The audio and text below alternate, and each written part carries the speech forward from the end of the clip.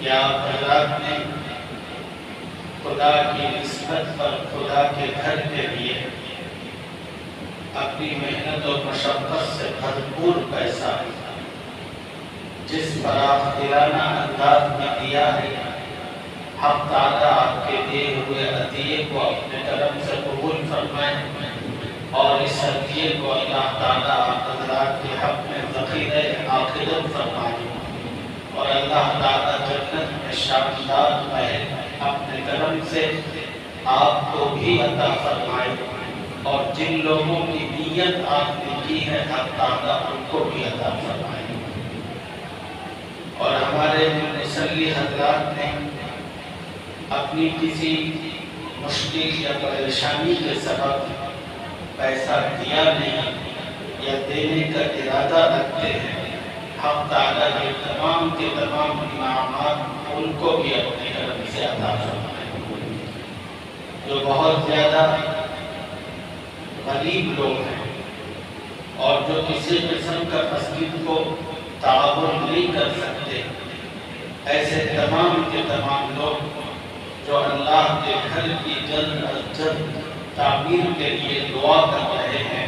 حق تعالیٰ ان کی دعاؤں کی برکت سے وہی تمام تر نعمتیں ان کو بھی اپنے کرم سے عطا فرمائے۔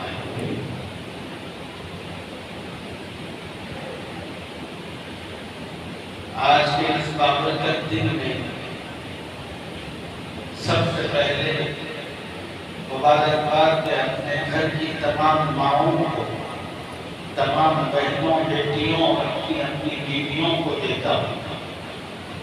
کہ جنہوں نے رمضان کے تمام تر مہینے میں ہمارے لیے افطار اور سحر کا انتظام کیا۔ سحر کے لیے ہماری اپنی ان خواتین کو رات کے 1-2 بجے سے اٹھ کر اس مشقت سے بھرپور عمل کو انجام دینا ہوتا تھا اور افطار کے انتظام کے لیے دوپہر کی کڑکتی اور چلچلاتی دھوپ ایک طرف ہوتی تھی اور دوسری طرف آگ کی تپش ہوتی تھی۔ میری ماں، بہنیں اور خواتین، ہماری اپنی بیویاں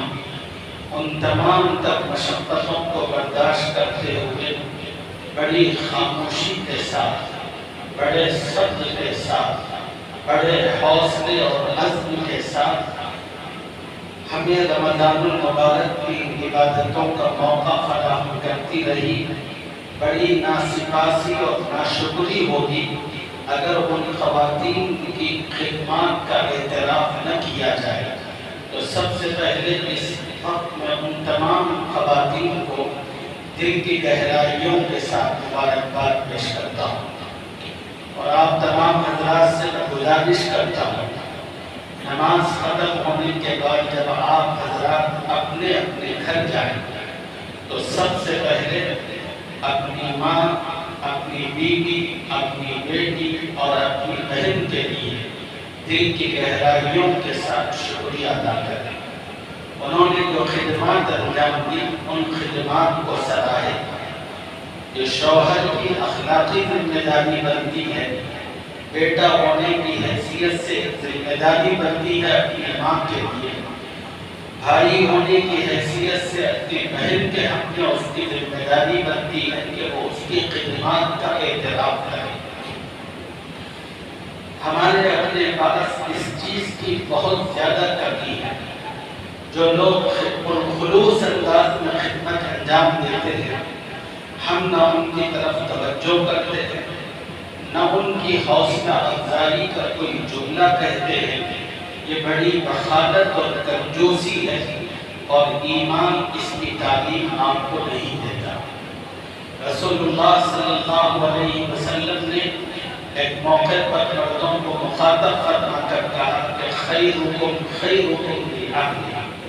سنو تم میں سب سے بہترین آدمی، تم میں سب سے زبردست اور بڑھیا آدمی وہ ہے جو اپنی بیویوں کے ساتھ سب سے بہترین ہے۔ اور پھر نبی صلی اللہ علیہ وسلم نے اپنی مثال امت کے سامنے پیش کرتے ہوئے کہا وَأَنَا خَيْرُكُمْ لِأَهْلِهِنَّ،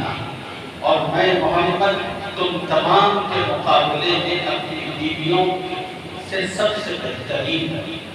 میں اپنی بیویوں کے ساتھ بہترین معاملہ کرتا ہوں۔ نبی صلی اللہ علیہ وسلم کی وہ سیرت تو بہت پڑھ کر سنائی جاتی ہے جو عبادتوں سے متعلق ہے۔ نبی صلی اللہ علیہ وسلم کی سیرت کا وہ حصہ بھی بہت پڑھ کر سنایا جاتا ہے جس میں آپ امت کے لیے غمخوار ہو کر دعائیں کیا کرتے تھے۔ بے شک ہمارے نبی علیہ السلام کی یہ سب سیرت موجود ہے، لیکن سیرت کا ایک حصہ وہ بھی ہے جو نبی علیہ السلام کا اپنی ازواج مطہرات کے ساتھ ہوتا تھا۔ آقا اپنی بیویوں کے ساتھ کس طرح رہا کرتے تھے اور ان کے ساتھ آقا کے معاملات کس طرح ہوتے تھے۔ ازواج مطہرات کہتی ہیں نبی علیہ السلام ہمارے گھر ہمارے ساتھ آرام کر رہے ہوتے اور کسی وجہ سے اچانک آپ کو گھر سے جانا پڑتا تو اللہ کے نبی بیوی سے اس قدر آہستگی سے کہتے کہ میں باہر جا رہا ہوں۔ بیوی جاگ رہی ہوگی تو سن لیتی اور اگر سو رہی ہوگی تو اس کی نیند میں کسی قسم کا خلل واقع نہ ہوگا۔ یہ نبی علیہ السلام کے اخلاق تھے۔ اور ہم لوگ اگر ہمیں کبھی کسی کام سے باہر جانا پڑتا ہے تو ہم اپنی بیوی کو زور سے ڈالتے ہیں، اور اگر وہ متوجہ نہیں ہوتی اور جاگتی نہیں اپنے پیر بھی چلانے جاتے ہیں، اور ہم اس نبی سے اپنی نسبت کا تعلق اور دعویٰ کرتے ہیں جن کے اخلاق کا معاملہ اور حال یہ ہے۔ اما جان حضرت عائشہ رضی اللہ عنہا فرماتی ہیں نبی صلی اللہ علیہ وسلم گھر میں تشریف لائے تو اتفاقی طور پر اس وقت پانی بھی رہی تھی کٹورے میں۔ تو نبی علیہ السلام داخل ہونے کے بعد کہا کہ عائشہ مجھے بھی پانی چاہیے۔ اما جان حضرت عائشہ رضی اللہ عنہا فوراً اٹھی اور جس کٹورے میں وہ پانی پی رہی تھی اس پانی کو پھینک کر دوسرا نیا پانی کٹورے میں بھر کر آقا کی خدمت میں پیش کرنا چاہتی تھی۔ نبی علیہ السلام نے اپنی زوجہ محترمہ کے اس ارادے کو بھانپا اور فوراً کہا کہ عائشہ نے وہی پانی پی جس پانی کو تم نے پی کر بچایا ہے، وہی پانی میں بھی پی۔ چنانچہ اما جان حضرت عائشہ رضی اللہ تعالیٰ عنہ شرماتی اور لجاتی ہوئی اس پانی کے کٹورے کو لے کر آقا کی خدمت میں آئی تو آقا نے اس کٹورے کو لیا اور اپنے منہ تک لے گئے، بس آپ ہونٹوں سے لگانا چاہتے تھے کہ فوراً ہٹا دیا۔ پھر کہا اما جان حضرت عائشہ رضی اللہ عنہا سے عائشہ یہ بتاؤ تم نے اس کٹورے سے پانی پیتے ہوئے ہونٹ کہاں رکھے تھے؟ تو اما جان پھر شرماتے ہوئے بتائی کہ اس جگہ سے میں نے پانی پیا تھا۔ تو نبی صلی اللہ علیہ وسلم اپنے لبے مبارک بالکل عین اسی جگہ رکھ کر اس پانی کو پیا۔ نبی صلی اللہ علیہ وسلم اپنی اس سیرت کے ذریعے، اپنے اس طرز عمل کے ذریعے اپنی امت کو اور بالخصوص اس امت کے شوہروں کو تعلیم دینا چاہتے ہیں کہ انہیں اپنی بیویوں کے ساتھ کس طرح پیار و محبت کے ساتھ، الفت و انسیت کے ساتھ رہنا اور معاملہ کرنا چاہیے۔ اما جان حضرت عائشہ فرماتی ہیں ایک مرتبہ میں نبی علیہ السلام کے ساتھ کہیں سفر پر جا رہی تھی اور جنگل میں تنہائی کا موقع میسر آ گیا تو اللہ کے نبی صلی اللہ علیہ وسلم نے مجھ سے کہا عائشہ مجھ سے دوڑ کا مقابلہ کرو گی؟ اما جان حضرت عائشہ رضی اللہ عنہا نے کہا کہ ہاں۔ تو پھر اللہ کے نبی جن کے صدقے اللہ نے اس کائنات کو بنایا تھا وہ اپنی بیوی کے ساتھ دوڑ رہے مقابلہ کر رہے ہیں، اور اللہ کے نبی نے ٹارگٹ رکھا تھا ایک درخت کا، چلو دیکھتے ہیں کہ اس درخت کو سب سے پہلے کون چیتا ہے۔ تو اما عائشہ فرماتی ہیں سیرت کی کتابوں میں موجود ہے میرا اور نبی علیہ السلام کے درمیان 2 مرتبہ زندگی میں اس طرح کا مقابلہ ہوا، ایک مرتبہ آقا پہلے تشریف لائے اور ایک مرتبہ میں پہلے آئے۔ یہ نبی علیہ السلام کی دلجوئی تھی اپنی ازواج مطہرات کے ساتھ۔ تو میری پہلی گزارش آپ حضرات سے عید الفطر کے اس پرخلوص موقع پر یہ ہے کہ آپ حضرات اپنے گھر جانے کے بعد اپنی بیویوں کا، اپنی ماؤں کا، اپنی بہنوں کا شکریہ ادا کریں اور ان کی خدمات کا اعتراف کریں۔ اس مجمع میں کتنے افراد ایسے ہوں گے جن کی شادیاں ہو کر 50 سال ہو چکے ہیں، کسی کی شادی ہو کر 60 اور 70 سال ہو چکے ہیں، اور 70 سال سے خدا کی اس بندی کی مکمل خدمت حاصل کر رہا ہے، مگر زندگی میں آج تک ان 70 سالوں میں شکریہ اور تعریف کا ایک لفظ، ایک جملہ اس کے زبان سے نہیں نکلا۔ آپ اخلاقی سطح سے کتنے گرے ہوئے ہیں اس کا آپ کو اندازہ ہے۔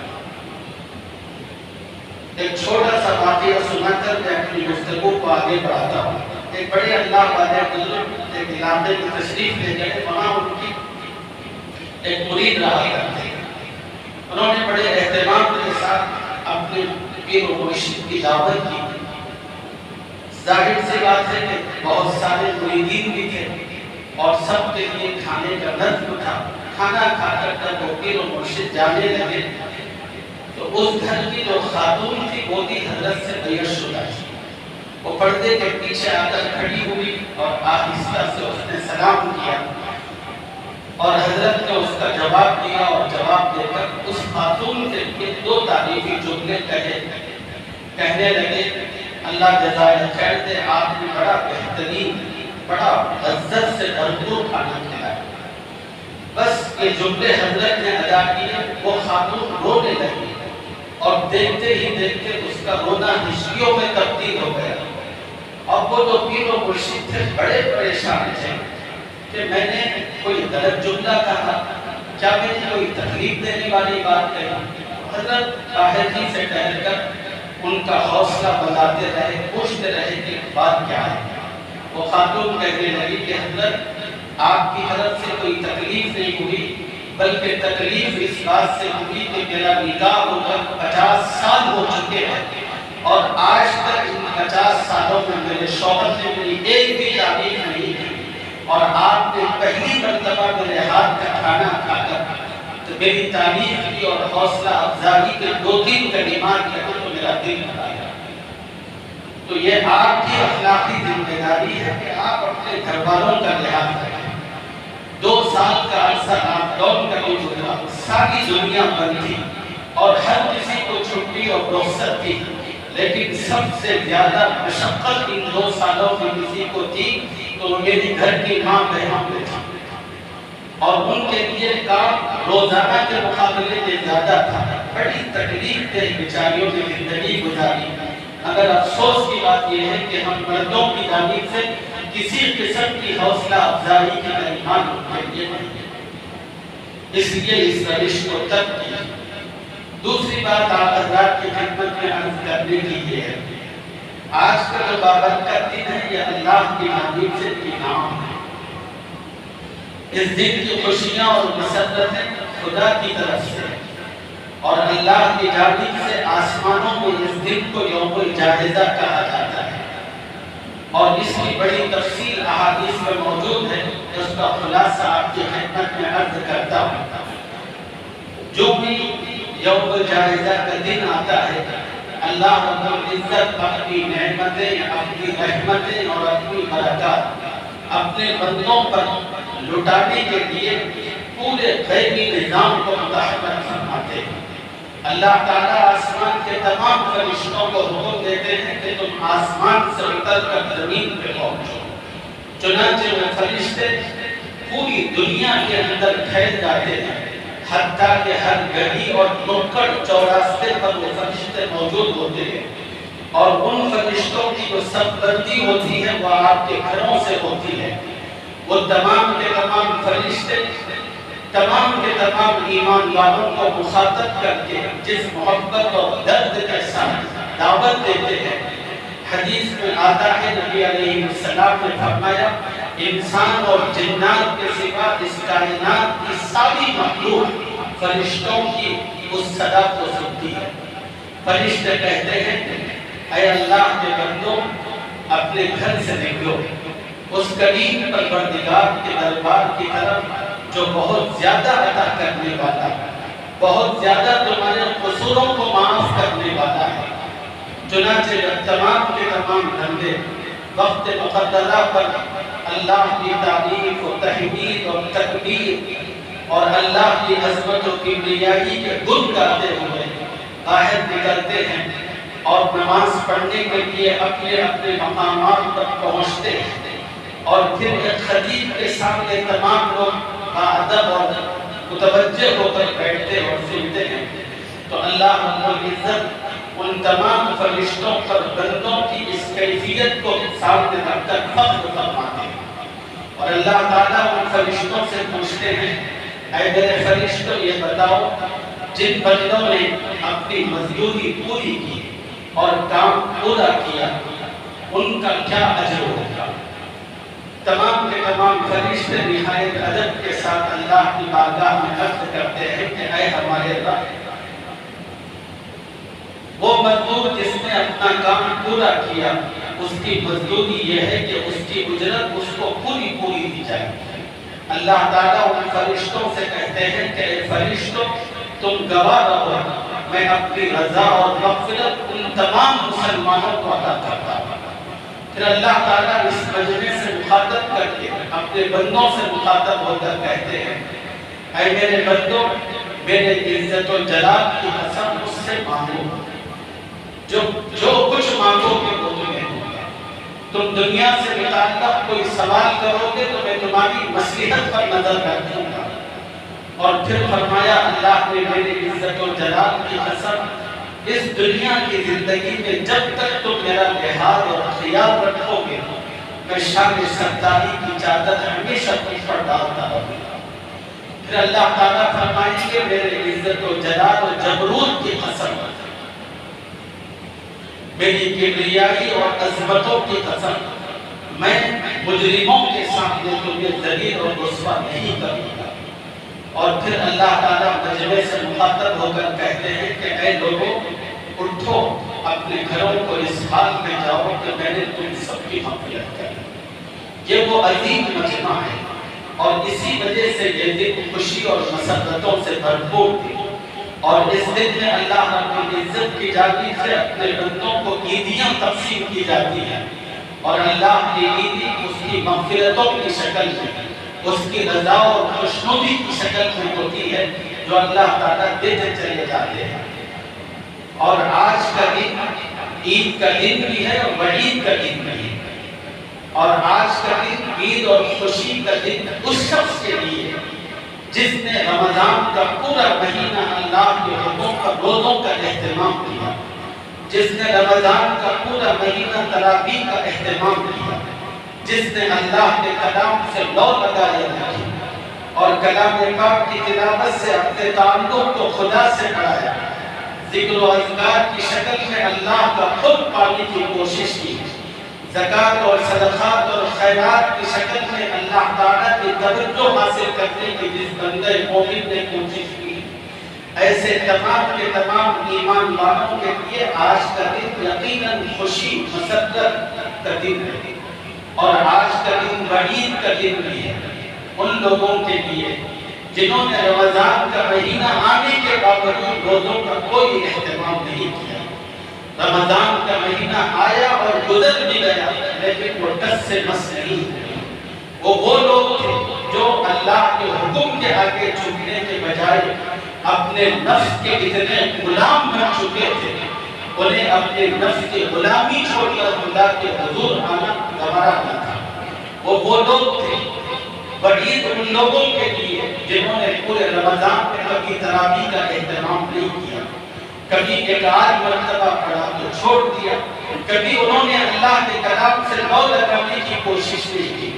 کبھی انہوں نے تنہائی میں بیٹھ کر اپنے گناہوں کو یاد کر کے خدا کے سامنے آنسو نہیں بہایا، بلکہ اپنا پورا وقت موبائل فونوں کے ساتھ، اپنا پورا وقت چبوتروں پر بیٹھ کر مختلف مقامات پر رہ کر اپنے وقت کو گزارا۔ یقیناً آج کا دن وعید کا دن ہے۔ یہ اللہ تعالیٰ کی جو عیدیاں مل رہی ہیں، آپ حضرات اپنے اپنے دل پر ہاتھ رکھ کر گریبان میں منہ ڈال کر دیکھیں اور سوچیں، خدا کی جانب سے آج جو کچھ مل رہا ہے، کیا وہ چیز مجھے بھی حاصل ہو رہی ہے؟ اگر حاصل ہو رہی ہے تو آپ بڑی مبارکباد کے قابل ہیں، لیکن اگر آپ نے نفس کی غلامی کی اور اس پورے مہینے کے اندر آپ کو خدا کے حضور کوئی توجہ نہیں کی، تو پھر آپ کے لیے ڈرنے اور گھبرانے کا وقت ہے، لیکن بہت زیادہ مایوس ہونے کی ضرورت نہیں۔ ابھی بھی وقت ہے، یہ موقع ہے کہ آپ خدا کے حضور اس مجمع میں دعا کریں اور اللہ تعالیٰ سے اپنی گناہوں کا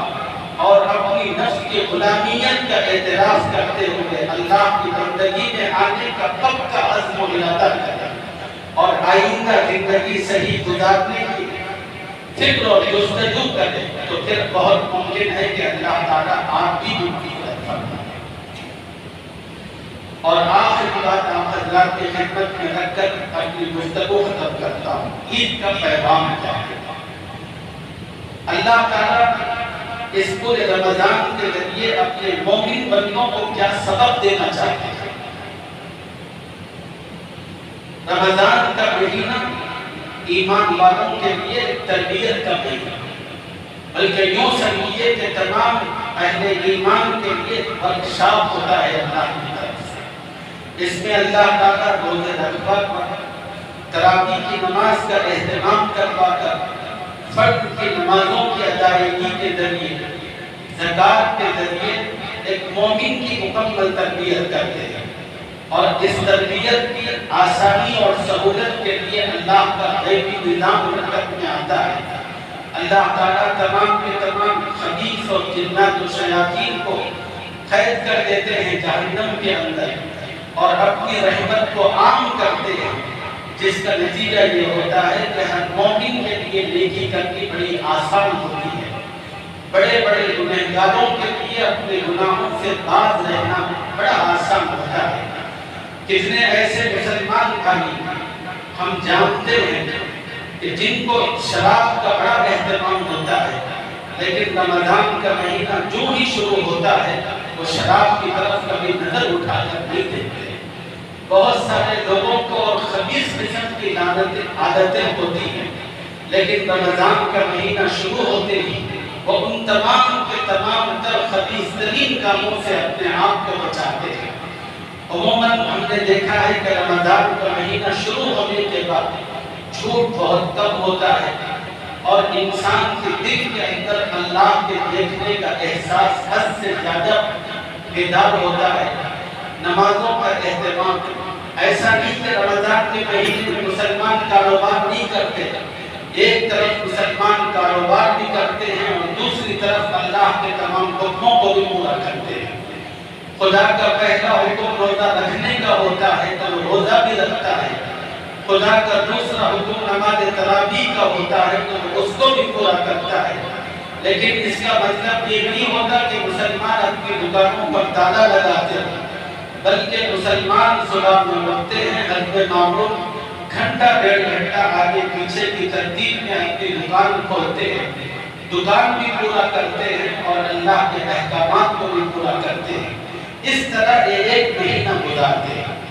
اور رمضان کا چاند نظر آنے کے بعد اللہ تعالیٰ کا امتحان ہوتا ہے۔ اللہ دیکھنا یہ چاہتے ہیں کہ میں نے اپنے بندوں کو ایک مہینے تک جو تربیت فراہم کی، اپنا خوف کا جو احساس ان کے اندر پیدا کیا، کیا اب رمضان کے بعد میرے بچے میرا وہ خوف اپنی زندگی میں کیا اسی طرح رکھتے ہیں جس طرح وہ رمضان میں رکھا کرتے تھے؟ رمضان کے اندر سخت ترین چلچلاتی دھوپ کے اندر ہاتھ یہ تھا، زبان اور حلق سوکھ رہی ہوتی تھی، اور ہم لوگ کسی بند کمرے میں ہوتے تھے اور سرہانے پانی ہوتا تھا، اور بڑی مشکل اور شدت ہوتی تھی اور کوئی دیکھنے والا نہیں ہوتا تھا، لیکن کسی انسان کی مسلمان کی مجال نہیں تھی کہ وہ اپنے سرہانے سے ٹھنڈی پانی کا بوتل اٹھا کر اپنے حلق میں دو بوند لے لے۔ ہر مسلمان کہتا تھا کہ میں مر جاؤں یہ مجھے گوارا ہے، لیکن پانی پینے مجھے گوارا نہیں۔ اگر اس سے کہیں کہ پیلے پیلے بڑی تکلیف اور مشقت میں ہے، تجھے کون دیکھ رہا ہے، دروازہ بھی بند ہے، تو اکیلا کمرے میں موجود ہے، کسی کو کیا خبر ہوگی، کھڑکی بھی بند ہے، تو وہ شخص جو بستر پر لیٹا ہوا کہتا ہے دروازہ بند ہے، کھڑکی بند ہے، دنیا کا کوئی انسان مجھے نہیں دیکھ رہا، مگر جس ذات کے لیے میں نے روزہ رکھا ہے میں 7 پردوں اور کمروں کی تاریکیوں میں چلے جاؤں، اس کی نظر برابر میرا تعاقب کرتی ہے، میں اس کے سامنے اس کا حکم کیسے توڑوں،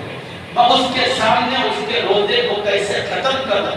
یہ جرأت کی ہمت میرے اندر نہیں ہے، اور اللہ یہ چاہتے ہیں کہ یہی سبق سال کے 11 مہینے ہر مسلمان کے پیش نظر رہے، جب بھی کوئی ناجائز حرام کام اس کے سامنے آئے تو روزے کا وہی سبق، وہی احساس اپنے سامنے رکھ کر اللہ مجھے دیکھ رہا ہے، خدا سے حیا محسوس کرتے ہوئے مسلمان اس گناہ سے اپنے آپ کو باز رکھنے کی فکر اور کوشش کرے۔ یہ عید کا اور رمضان کا سب سے بڑا پیغام ہر مسلمان کے لیے، ہر مسلمان کو چاہیے کہ ان باتوں کو اپنے پیش نظر رکھ کر اپنا وقت گزارنے کی کوشش کرے۔ ایک اور چھوٹی سی بات ہے کہ جس طرح رمضان شروع ہونے سے پہلے ہر مومن و مسلمان نے رمضان کے مہینے کا استقبال کیا، رمضان ختم ہوا اور اللہ کی توفیق سے کچھ روزے، کچھ تلاوت، کچھ تراویح، ان سب چیزوں کا اہتمام ہوا۔ مسلمان کی ذمہ داری کام ختم کرنا نہیں ہے، کام ختم کرنے کے بعد اس کام کی قبولیت، یہ سب سے اہم ذمہ داری ہوتی ہے۔ پہلے پارے کے اندر اللہ تعالیٰ نے سیدنا ابراہیم اور سیدنا اسماعیل علیہ السلام کی خانہ کعبہ کی تعمیر کا ذکر فرمایا۔ اللہ نے کہا وَإِذْ يَرْفَعُ إِبْرَاهِيمُ الْقَوَاعِدَ مِنَ الْبَيْتِ وَإِسْمَاعِيلُ، وہ وقت یاد کے قابل ہے جب اللہ کے حکم پر سیدنا ابراہیم اور سیدنا اسماعیل، باپ میستری بنا ہوا تھا، بیٹا مزدور بنا ہوا تھا،